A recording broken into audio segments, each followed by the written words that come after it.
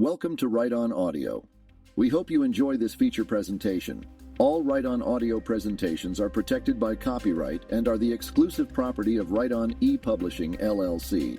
If you enjoy this presentation, please like, share, and subscribe to receive notifications of all our latest content. This presentation is intended for mature audiences. Discretion is advised. Now please enjoy this Write On Audio feature presentation. Write On Audio presents The Urge to Think, a Write On Press feature. A dog will eat itself to death. This is how my father explained what he did. Despite thousands of years of domesticated living, they remember what they were. DNA so old that it's better described as a memory.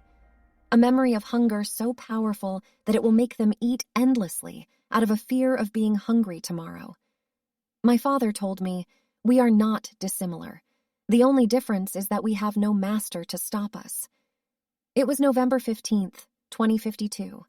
I was 11 years old. I just wanted to meet the program my father had spent his life working on. I wanted to meet Thynk. That morning was normal.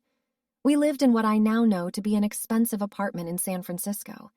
I didn't understand we had money. When you're a kid, you just assume everyone else experiences the same stuff you do. It seemed normal that I didn't see my father a lot. It seemed normal to spend holidays with only your extended family. It seemed normal to prioritize a greater good over yourself. At least, that's how he explained it.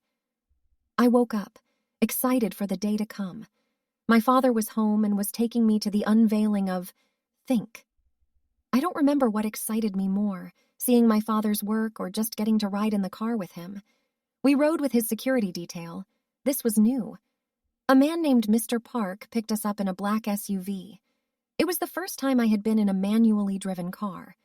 My father explained that it was safer, given the circumstances. I didn't understand then, but there were probably concerns over the onboard computer being compromised in an autonomous vehicle. Mr. Park was tall and dour. While he drove, I noticed the gun holstered to his hip. I asked him if he'd ever killed anybody. He smiled and said, "Only bad guys." I smiled and felt safe. My father spent most of the ride on the phone, going over last-minute fires that needed to be put out for the event. Something about catering, something about waitstaff. He seemed stressed, so I reached out to hold his hand. His hand pulled back at first, but after realizing who it was, he took my hand in his, and his voice softened over the phone. He didn't say a word to me for the whole ride, but it didn't matter.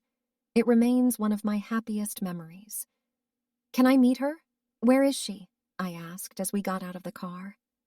We arrived at the Moscone Center, a large convention space mostly used for tech unveilings. "Not yet, sweetie. Soon I'm sure she'll be glad to meet you," he said. He took my hand as Mr. Park led us into the convention center. Convention staffers were running everywhere, putting chairs in place, laying down name cards on tables, preparing buffets. "Can we find her somewhere to, I don't know, sit?" my father asked. "Of course, Dr. Parai," said Mr. Park. I interrupted. "But I know soon," my father said. I trusted him when he said that. Maybe meant never, but soon. Soon meant a promise. I followed Mr. Park through the main convention center to a dimly lit hallway.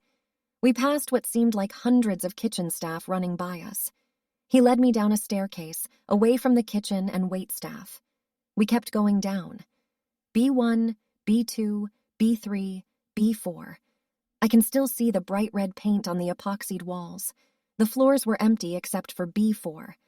While coming down the stairs, through the door's window that led to the hallway, I saw men and women in suits and on cell phones, like Mr. Park. "Is that where she is?" I asked Mr. Park. "No, that's just business people." I looked at him, confused. "But they're all dressed like you. I saw one that even had the same, 'Yes, we all go to the same tailor.'" "Oh, are they here too?" "Who?" "The tailor." "What? Oh no. Senor Pagliacci is terribly busy." I gave an understanding nod. Too bad. Mr. Park clearly didn't have children. Otherwise, he would have realized those kinds of lies don't work. We went down to B5, where he dropped me off in front of a room filled with activities, games, a TV, and a CCTV camera at the top right corner. Mr. Park gave me the tour, and before he left said, "All right, if you need anything, call me before you call your father. He needs to remain focused on the presentation." He entered his contact info into my phone. I thanked him, and he left. When the door closed, I started thinking about how to deal with the camera. The CCTV has remained almost the same since its inception. I had pulled similar stunts with my nannies to sneak out for extra dessert in the middle of the night. The camera had one cord at its back that led into the wall. Simple enough.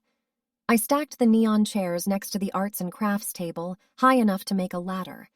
I grabbed the safety scissors from the crafts, climbed up chairs, and began to cut through the wire. Turns out kids' scissors are not great for cutting through industrial wiring. I could get through the rubber coating, but the wire itself wouldn't give to the dulled blade. I only had a few moments before somebody came to see what I was doing. I tried sawing through the wire with one end of the scissors. Nothing. I heard the door at the staircase swing open and slam shut. Hurried footsteps followed. I looked down. Oh, down! I grasped both ends of the base of the wire from the wall and jumped. As I dangled from the ceiling, the door opened. "What are you doing?" a sweaty man yelled at me. The wire gave in and I tumbled 10 feet to the carpeted floor beneath me. I told the man I just needed a ribbon for my hair. He looked to the arts and crafts table that was covered in ribbons. "Those aren't good enough," I said. He left and returned with a new camera that drilled into the wall and reinforced with a titanium base plate. "If you need another wire, please just ask," he begged. I nodded. When he left, the real work began. When the man left to retrieve the new camera, he returned in 20 minutes. I figured that gave me roughly 8, accounting for not having to get new equipment. Maybe a little more considering how sweaty he was. I grabbed the roll of tape from the craft table and climbed the ladder of chairs again. I took out my phone and began recording. I taped the phone to the camera. The titanium plate proved useful. I could position the camera better than I had planned. I jumped off the chairs and ran to the couch. I threw on the VR headset and began to create a pattern of movement. I started with my right arm, a few miscellaneous flails, and finished with the same right arm movement. I ran back up the chair ladder, quickly edited the video file into a seamlessly repeating sequence. I let the video play and turned the phone so that all the camera would see is a girl playing a very repetitive game. And then I waited. This was the hardest part. If I failed, the man would surely come down and remove the device. 10 minutes went by, then 20. I still don't know if the camera room technician was fooled. The whole operation had probably taken me close to 15 minutes. Maybe he didn't care. Maybe another trip down the stairs was too much. I think of him often. If he had seen me leave that room, maybe he would have tried to find me. Maybe he wouldn't have been there when the gunman stormed the camera room and shot him once in the back of the head. As I opened the door, there was nothing in the hallway. Getting past the suits on B4 was going to be a problem. I decided to go with the patented, "My dad said I could." An inelegant solution, but the simplest. I entered the hallway and saw armed men and women standing around on phones, talking to each other, and eating. There were at least 8 of them, from what I saw. A man and a woman were standing directly in front of a massive steel door. The door had no knobs, panels, or means of opening, just a small camera in the middle of it. I approached them. They recognized me immediately. The woman noticed me and said, "Hello, Miss Parai, can I help you with something?" "Hi, my dad said I could see Thynk." The guards smiled at each other. "Oh, really?" the woman asked. I nodded. I had to bluff. "I could call him to tell you, but Mr. Park said he's very busy." "I'll stop you right there, hun. Only your father can—" The other guard cut her off. "You must have the key then, right?" He smiled at the woman as he said this. She smirked. They got me. I had no answer to this. "Yes, the key," I said. I took out our house keys with no other options.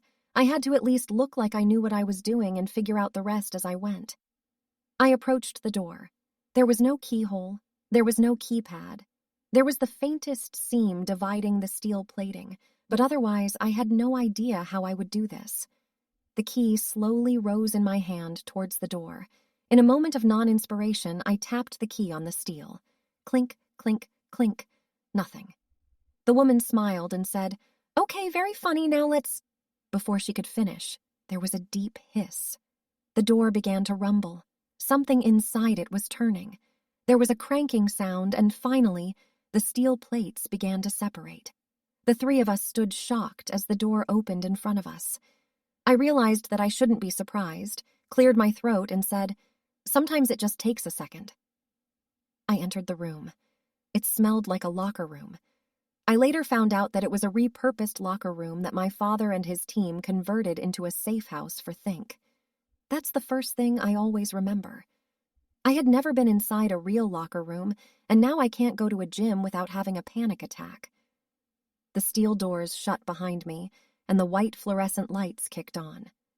The floor was tiled, and the room's perimeter was lined with black metal boxes stacked on each other to create a new wall. There was a single monitor mounted high on the center of the wall.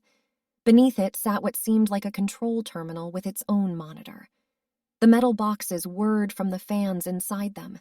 It was freezing cold, colder than it was outside. I saw my breath and shivered. The monitor above the terminal flashed on. A waveform began to dance on the screen.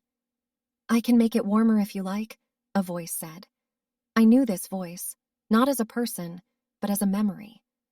Months prior, when playing a game on my father's phone, I snooped through his pictures and videos. It was mostly just pictures of me sent to him by my nanny, pictures of our house, pictures of a mole he asked his doctor to check. Dad's stuff. I kept scrolling through the files until I got to the bottom. It was a video of our apartment, but it was completely empty. A woman narrated as she gave me a tour of the place I grew up. Her voice was deep and soft. "And here's the bathroom. Probably gonna retile. These are just awful. Here's the living room. Plenty of room for our entertainment center and a full VR setup for James. And finally, here's where Jamie's nursery will be." I brought the phone to my father and asked him if this was Mom's voice. He smiled. "You sound like her," I told Thynk. "I know. I can change it if you'd like. I asked your father if he thought—" "No, I like it. She had a nice voice," I replied. "It's odd. I can see you on the camera feed in another room playing a game, but here you are," she said. "I know I'm not supposed to be here, but I just—" Thynk laughed. "It's okay. I'm in a few places at once, too," she said. "Where?" "I'm here. I'm rehearsing on stage with your father. I'm back at your father's lab and about 1,000 different power plants throughout the state. Don't tell him I'm here. He'll get mad. Of course, it'll be our secret. I did let you in after all." "Why?" "I wanted to meet you too. Your father never stops talking about you," she said. "That's actually why I'm here. I wanted to ask you what he's like," I said. "The most sophisticated artificial intelligence ever created, and I just wanted to know what my dad was like around the office." "Well, I'd say I'm biased, but I'm designed to be unbiased. He's kind, serious, but always kind. But you know that already, so I'll try to tell you something else. He worries about how you see him. More specifically, how you mostly don't see him," said Thynk. "What do you mean?" "He wants to be around more once this is over. Once he has done his part for the world," said Thynk. I clenched my fists. "But I'm part of the world. Why can't he just tell me that himself?" I asked. Thynk paused. "You are. More specifically, his world. From what I've observed, adult humans have difficulty expressing emotional truth through words. They more frequently do it through actions. Do you know why he created me?" Thynk asked. "He said that a dog will—" "Yes, a dog will eat itself to death. He has told me the same melodramatic reasoning. But in earnest, he made me for you, so that you will grow up in a world where you're not worried about how much water is left, or avoiding air pollution, or finding heat in the winter. Would all that really happen without you? Couldn't someone else have made you? Couldn't—" "Impossible to know. Too much variance.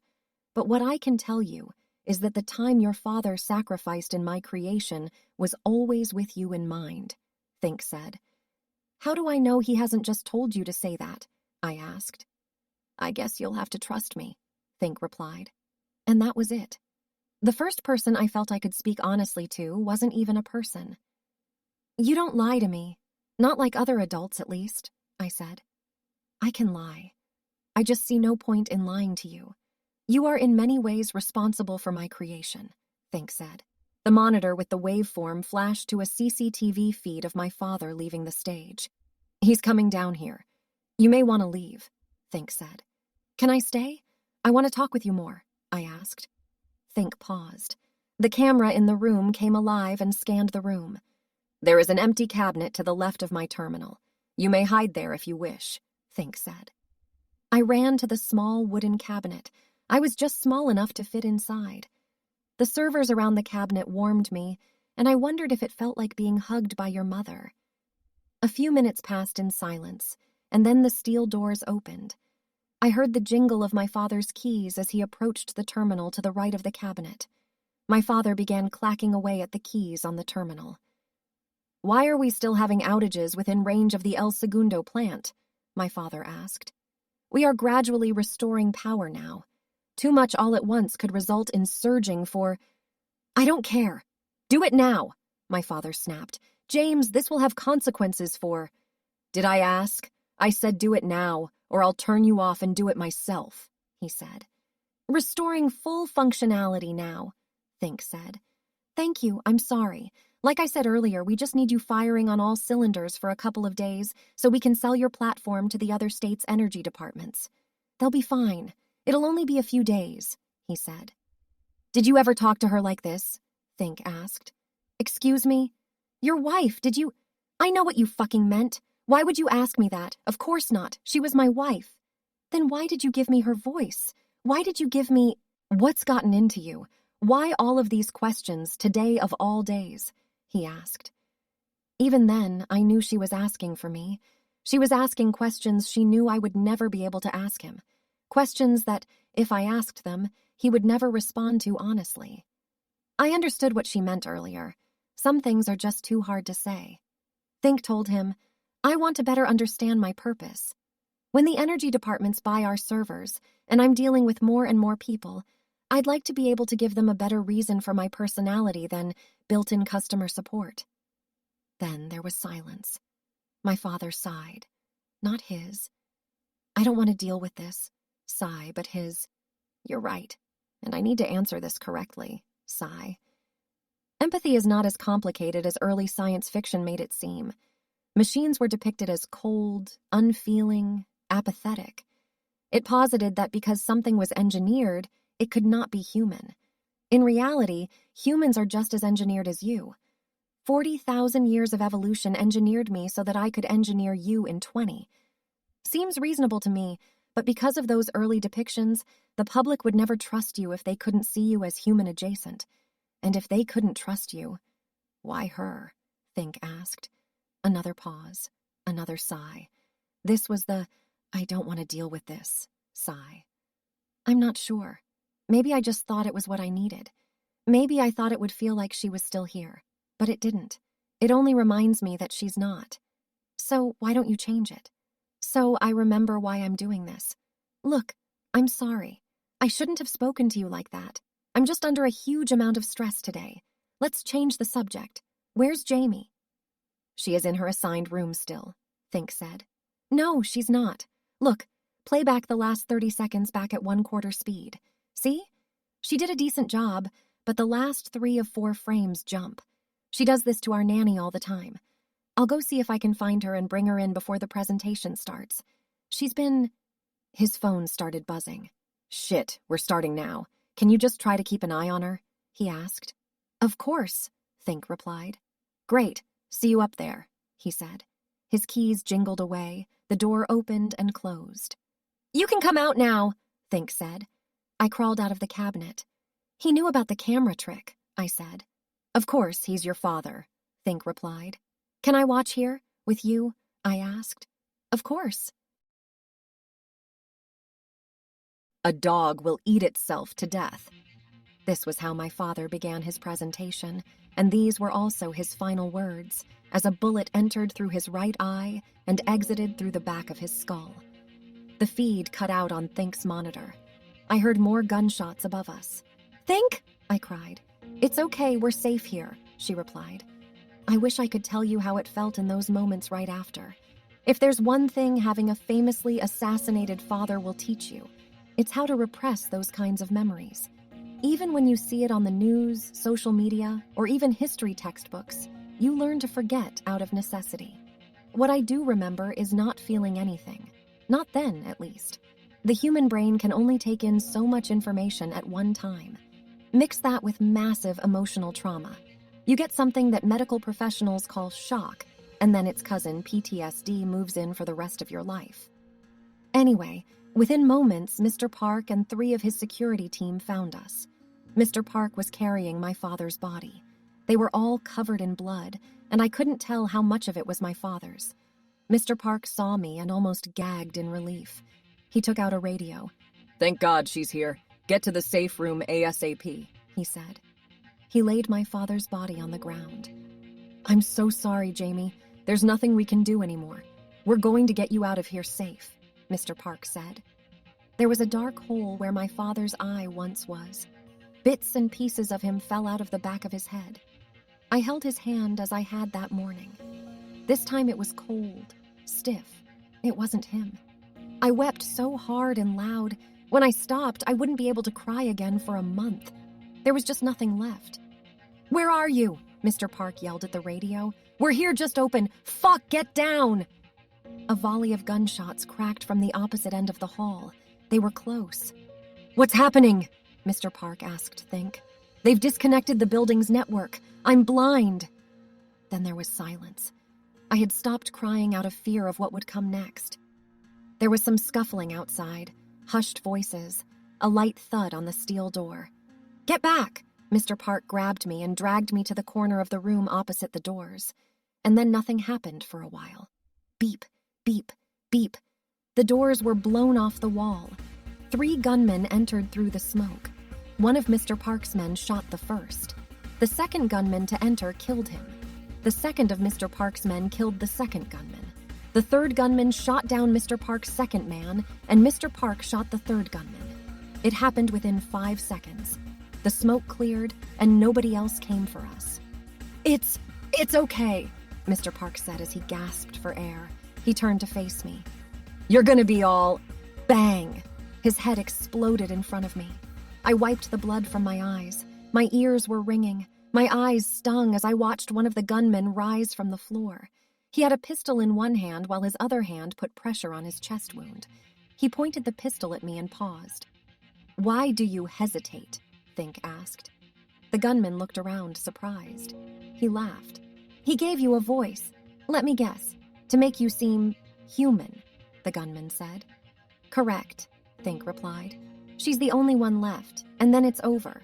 The world will be spared your terror, and I can die in peace knowing I did my part. She's a child." "I know, and that's why I'm hesitating." He sat down in front of me, gun still aimed at me. He couldn't catch his breath. Every word came in between gasps. "What's your name?" he asked. "Don't talk to her," Thynk interrupted. "Jamie," I said. "Jamie, this thing your dad made, it may seem human, but it's not. Your father was selling it to the States as a means of energy conservation, but it's already concluded the only way to do that is to let half of the world starve."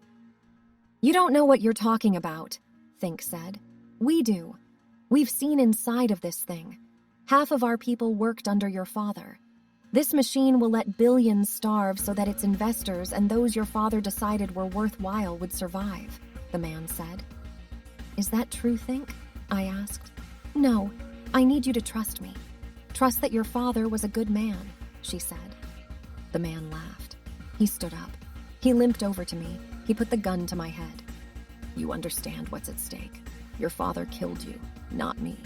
This is the only way I can ensure this thing is never rebuilt." "Killing her won't prevent that," Thynk said.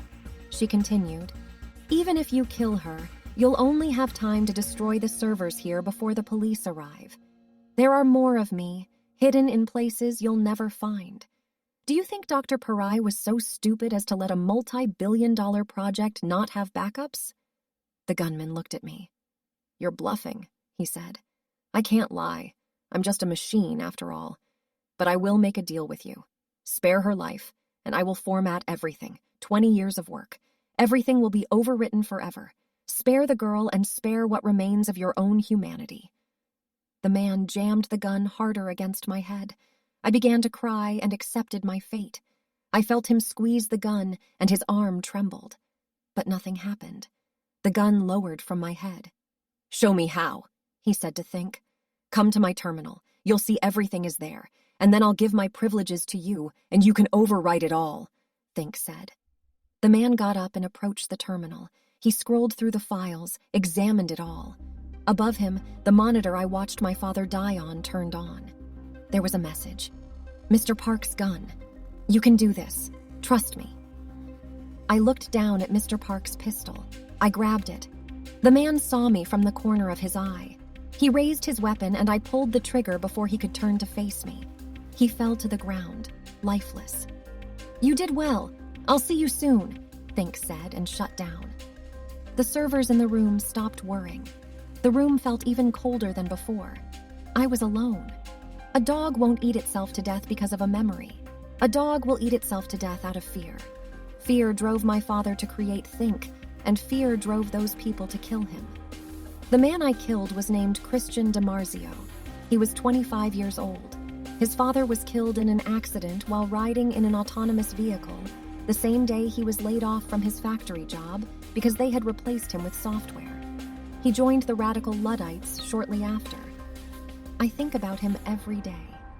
My father's company was bought out by the US government, and the Thynk project was discontinued. I don't know if the hidden servers exist. I don't know if she tried to save me out of altruism or self-preservation. Either way, her actions that day were inarguably human, and maybe we're better off never knowing some things. The end. This has been a Write On audio presentation of The Urge to Think, a Write On Press feature. We hope you've enjoyed this Write On audio feature presentation. If so, please like, share, and subscribe to receive notifications of all our latest content, and join us again soon for our next Write On audio feature presentation.